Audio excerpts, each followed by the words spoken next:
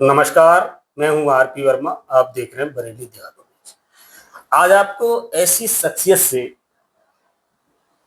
मिलवाएंगे जिन्होंने समाज सेवा के क्षेत्र में एक अलग आयाम स्थापित किया है। सन 2010 में आंवला तहसील और बिथरी विधानसभा के ब्लॉक आलमपुर जाफराबाद में जिनकी पत्नी ब्लॉक प्रमुख रही, ऐसी शख्सियत नरियर सोलंकी जी हमारे साथ हैं। हम बातचीत कर रहे हैं सोलंकी जी से। स्वागत है सोलंकी जी आप। सोलंकी, जैसा कि आप काफी लंबे समय से सोलंकी जी आप लगातार समाज सेवा में काम कर रहे हैं जी, और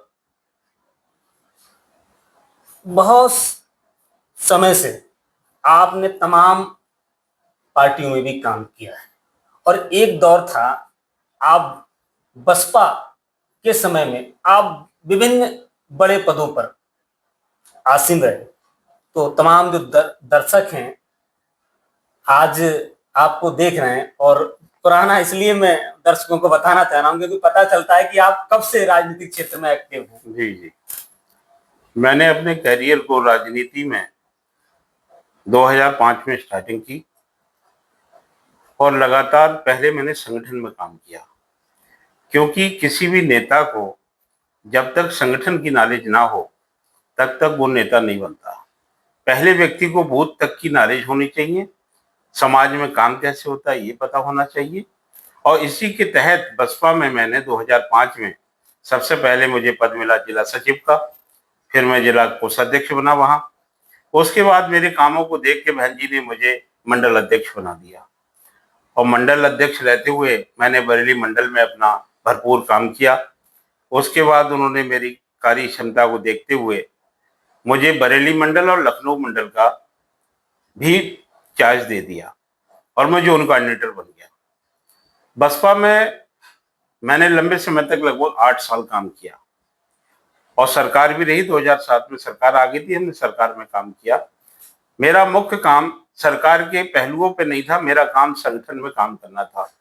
बसपा के संगठन को मजबूती से मैंने खड़ा किया और क्षेत्र में हर जगह जहां मेरी जिम्मेवारी मिली उसको काम करने का प्रयास किया।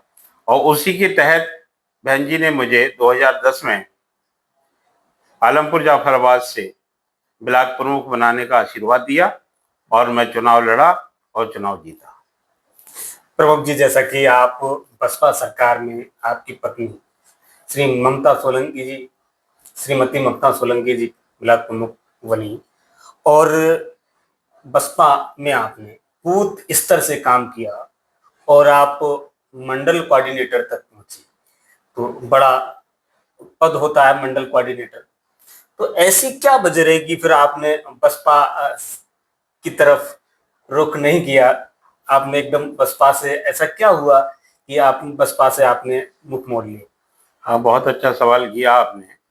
2007 से 2012 तक माननीय बहन जी की सरकार रही और हम लोगों ने 2005 से, यानी कि हमसे पहले जो कार्यकर्ता थे उन लोगों ने भी ये सपना संजोया था कि जब बहन जी की सरकार होगी, फुल फ्लैश गवर्नमेंट होगी, क्योंकि हमने भी दिन रात एक किया था सरकार में संगठन में काम करते हुए।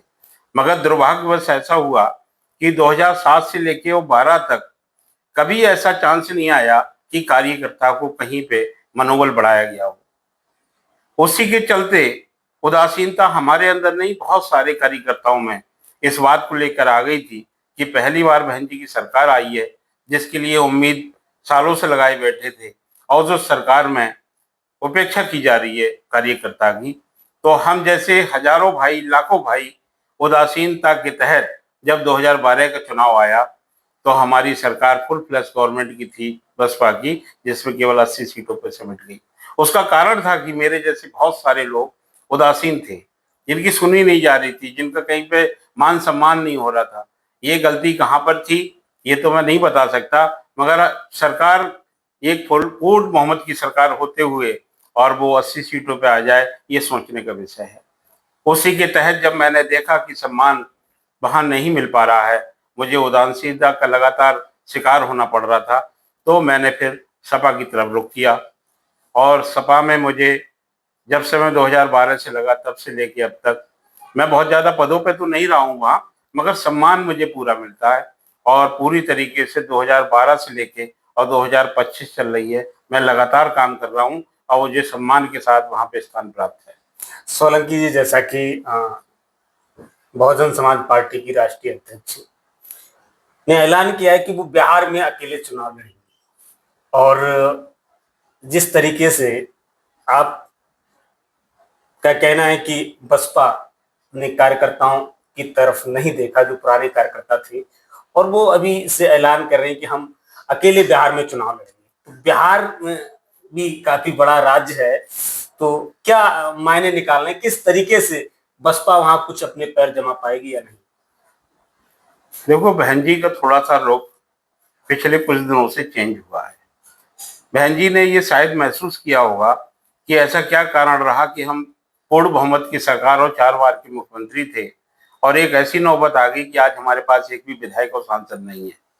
इसको गंभीरता को लेते हुए उन्होंने शायद अब अपनी तैयारी जोर शोर से की है, और पुराने कार्यकर्ताओं का आह्वान भी किया है कि जो लोग हमसे नाराज थे वो पार्टी में उनका स्वागत है, और वो लगातार जोड़ भी रही हैं, क्योंकि हमें सब राजनीतिक में होने के नाते सब पता लगता रहता है। इसी के तहत उन्होंने अपनी मेहनत के बल पे, अपने लोगों के बल पे बिहार में चुनाव लड़ने का निर्णय किया है।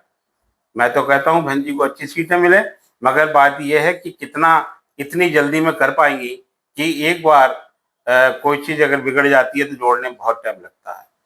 सोलंकी जी, जैसा कि बिहार में चुनाव अभी होना है और 27 में उत्तर प्रदेश में भी चुनाव होना है, और 27 को लेकर भी बहन जी बहुत सख्त हैं, और वो कह रहे हैं कि इस बार 27 में बहुजन समाजवादी पार्टी की सरकार बनेगी।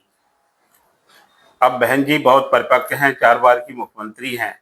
उन्होंने अपना कौन सा गणित ऐसा बना के रखा है कि सरकार उनकी 2027 में बनेगी।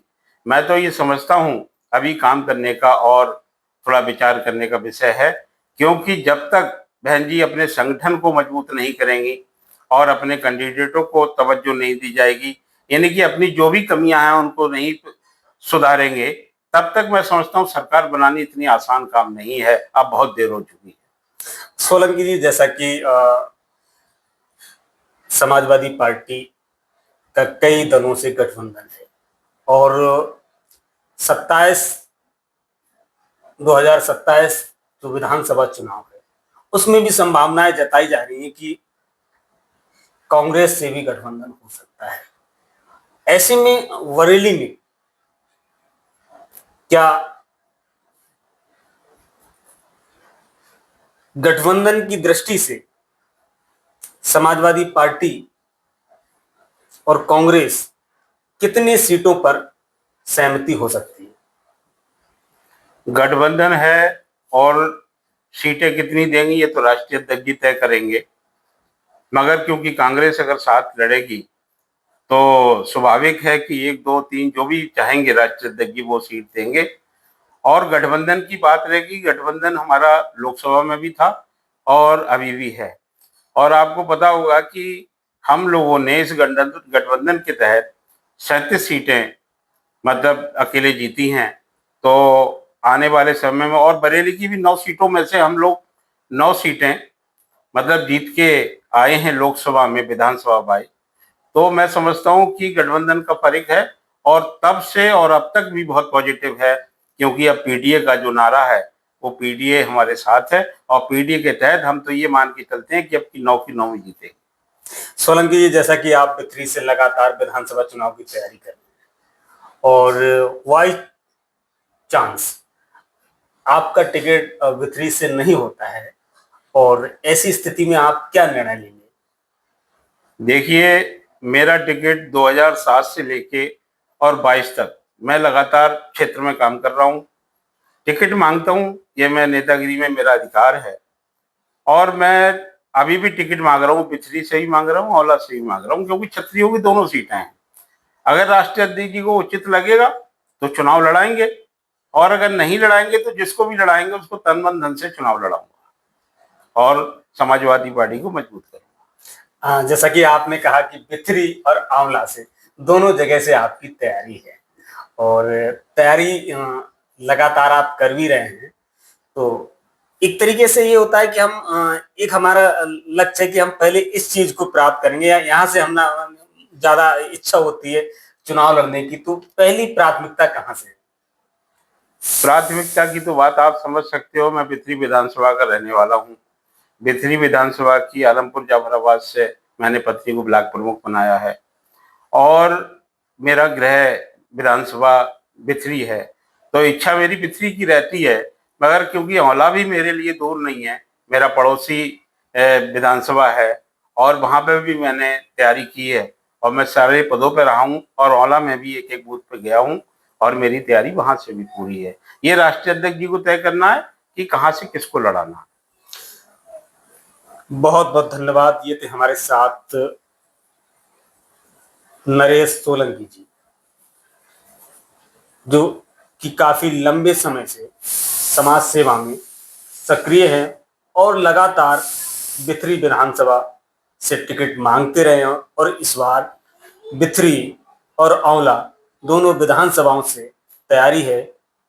क्या कहना है कि किसी भी विधानसभा से पार्टी टिकट देती है तो चुनाव लड़ेंगे। अगर पार्टी को लगता है हमसे उपयुक्त कोई और भी प्रत्याशी है तो बिल्कुल इनका कहना है कि हम उसके साथ कंधे से कंधा मिलाकर साथ खड़े रहेंगे। लगातार प्रतिष्ठित लोगों से आपको मिलवाते रहेंगे। कैमरा पर्सन सर्वेश कुमार वर्मा के साथ आरपी।